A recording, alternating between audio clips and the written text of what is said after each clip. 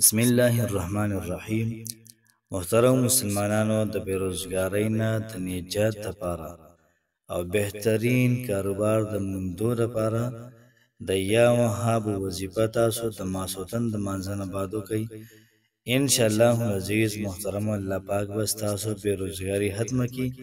الله پاک به تاسو له بهترین اعلی کاروبار محترمو دا به درکړي. یاد ساتئ محترمو، په دنیا کې ژوند تیرول دي. چې کله موږ په دنیا کې ژوند تیرو نو موږ به خامخا ځان نه څه کار ګورو، څه کسب به ګورو، څه روزګار به ګورو. چې کله ستا کار برابر وي، روزګار برابر وي، نو دغه رنګې معاشره کې به ستا عزت وي. دغه رنګې ستا کار روزګار برابر نه وي، ستا په کور کې به هم ستا عزت او قدر دا به نه وي. دنیا بس د پیسو سره راځي او د پیسو سره راځي او پیسو سره کینې او پاسي د خلکو ډېر زیات بدل ساز کړی دی. یاد ساتئ محترمو چې دوه کسان به یو سړی مالدار یو سړی به غریب وي. مالدار سړی چاله څه ورکوي نه، خو بیا هم چې دا خلک مالدار سړی ویني، څوک کینې ورته، څوک ورته پاسي او څوک څه کوي څوک څه کوي. او غریب سړی به د هغه نه ښه ښایسته وي، ښه برابر وي، لیکن غریب به پیسې ورسره نه وي. نو هغه راشي مې خپل ته سلام واچي، څوک د سلام جواب هم نه ورکوي. ولا نن سبا محترمو بېروزګاري دا یو لوی پیغور دی. ځان دغه پیغور نه آزاد کړئ. بېروزګاري محترمو دا په خپله ختمېږي. بعضې وخت کې زموږ ورونه داسې وي چې هغوی ناراسته غوندې وي او کور کې د ملاستې خوند والي، بیا بار کار له خوند نه ورکوي. محترم مسلمانانو، دو وظیفې در کوم او دواړه ډېرې زیاتې ناشنا دي او څوک محترمو دا وظیفه کوي، الله پاک به د هغوی روزګار دا برابروي.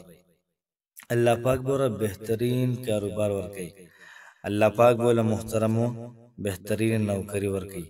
او دې سره سره محترمو د یا وهاب وظیفه هم ده چې کوم قسم مشکل ستا، کوم قسم حاجت وستا، او د هغې لپاره د یا وهاب وظیفه کې هغه ترتیب او طریقه کار تاسو مکمل ښایم. په دې حساب کتاب باندې تاسو وایئ انشاءالله العزیز په یو څو ورځې وظیفې کولو سره به الله پاک به تاسو له کاروبار درکړي. بېروزګاري به د محترمو دا به ختمه کړي. بلکل بېروزګاري دا به تاسو سره محترمو تښتي او ستاسو طرف ته به روزګار راځي. خو کله هله به راځي، تاسو دا وظیفه وکئ، په یقین سره وکئ، اطمینان سره وکئ، توجه سره وکئ. یاد ساتئ محترم، مذاهب کوم ځای کار شروع کوي چې کله د انسان عقل کار پرېږدي. مطلب دا چې دنیاوي حساب کتاب باندې ستړی شي، هېڅ مزه نه کوي، بیا وظیفه شروع کړي. الله پاک ښکلی د حلالو کاروبار محترمو دا ورکړي. دعا وکړه چې الله پاک څومره کسان دا وظیفه کوي هغوی له بهترین کاروبار ورکړي، د حلالو رزق له ورکړي، چاته محتاج مو. محترمو نن چې کومه زموږ وظیفه ده د ماسخوتن د مانځه نه بعد یا وهابو دا به 400 او 14 پیرې وي، 414 پیرې. یا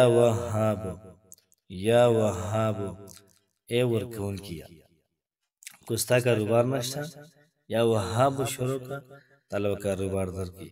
ستا حاجت دې پوره کېږي نه، یا وهابو شروع کړه، ستا حاجت دا پوره کېږي. ورسره دویم وظیفه دا ده، یا وهابو هبلی من نعمت الدنیا والآخره انک انت الوهاب. یا وهابو هبلی من نعمت الدنیا، ای ورکوونکي راکړه ماته دنیا نعمتونه والآخره د آخرت نعمتونه. انک انت الوهاب، بېشکه ته نعمتونه ورکوونکی که د دنیا وي که د آخرت وي. محترمو ډېره زیاته د کار وظیفه ده او ډېره بهترینه ده، اسان هم ده. د دویم وظیفه 112 پیرې وکړي، 112 پیرې وکړي. نو کوشش وکړئ محترمو چې وظیفه په خپله هم وکړئ او دغه رنګې ملګرو سره هم شیر کړئ چې هغوی محترمو دا وظیفه وکړي. الله پاک هغوی له بهترین کاروبار ورکړي، الله پاک هغوی له بهترین روزګار ورکړي. داسې ژوند محترم هغوی تیر کړي ستا د وجې چې تا ورته وظیفه ښودلې ده. دعاګانې ورته کوي. الله پاک هم خوشحاله آباد ساته. السلام علیکم ورحمت الله وبرکاته.